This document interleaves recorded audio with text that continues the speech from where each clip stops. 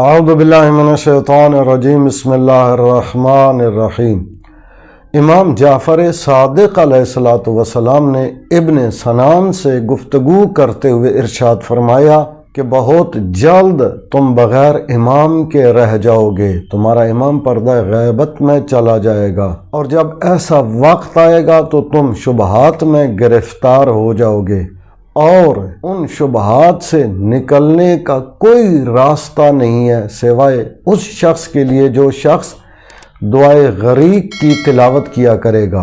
ابن سنان عرض کرتے ہیں کہ ابن رسول اللہ صلی اللہ علیہ وآلہ وسلم، یہ کون سی دعا ہے اور اس دعا کو کیسے پڑھتے ہیں؟ امام علیہ السلام نے فرمایا بسم اللہ الرحمن الرحیم، یا اللہ یا رحمان یا رحیم یا مقلب القلوب ثبت قلبی علی دینک۔